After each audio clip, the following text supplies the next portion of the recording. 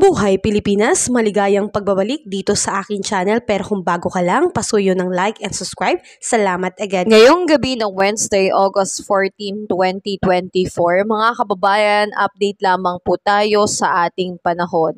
Mga kababayan, meron po tayong binabantayan na tropical cyclone sa labas po ng Philippine Area of Responsibility na nasa category po ng severe tropical storm na merong international name po na Ampil. Ito po ay mas lalo pong lumayo sa PAR na ang lokasyon po ay tinatayang 2,045 km east of northeast of extreme northern Luzon. So magandang balita po ito kasi severe tropical storm pero malayo po sa bansa kaya wala po itong direktang epekto sa atin dito sa Pilipinas. So sa mga nalilito po na inaasahan nila bakit Ampil Dindo. Ang Dindo po ay local name po. Kung sakasakaling itong Ampil ay papasok sa PAR, ito po yung tatawagin nating bagyong Dindo. Pero kabutihan po nito na yung Ampil ay hindi po papasok. So wala pa po tayong dapat na ikabahala sa bagyong Dindo. Bagyong Dindo po ulit ay local name po yan pag pumasok sa Philippine Area of Responsibility. Sa ngayon, ang tanging nagpapaulan lamang po sa atin ay ito pong epekto ng southwest monsoon o habagat na nakakaapekto po dito sa northern Luzon. Magandang balita rin po dahil medyo humihina na po at lumiliit na po yung sakop na naapektuhan nitong southwest monsoon.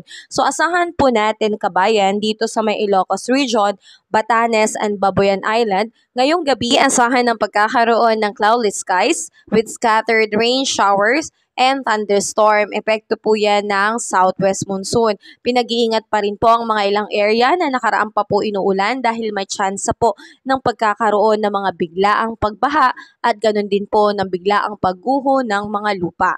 At isahan din po natin mga kababayan dito rin ngayong gabi sa may Cordillera Administrative Region and the rest of Cagayan. Asahan pa rin po ang bahagyang maulap hanggang sa maulap na papawirin na may kalat-kalat na pag-ulan, kulog at kidlat. Dulot pa rin po yan itong habagat. Ingat pa rin po dahil may tsansa pa rin po dyan ng pagkakaroon ng flash flood and landslide. Samantalang dito naman po sa may Metro Manila and the rest of our country, asahan ang pagkakaroon ng partly cloudy to cloudy skies with isolated rain showers and thunderstorm. Ang nakakaapekto po dyan ay ito pong mga localized thunderstorm. Kaya kung tayo po ay lalabas ng bahay, ugaliin natin at pinapaalala ko na magdala po tayo ng payong at kapote bilang pananggala sa mga biglaang buhos ng pag-ulan. So ingat po tayo kabayan, lalo na po sa mga bahaing area. May tsansa pa rin po ng pagkakaroon ng pagbaha and landslide. So mga kababayan, magandang balita po ito na ito pong severe tropical storm na Ampil ay malayo na pong pumasok sa Philippine Area of Responsibility.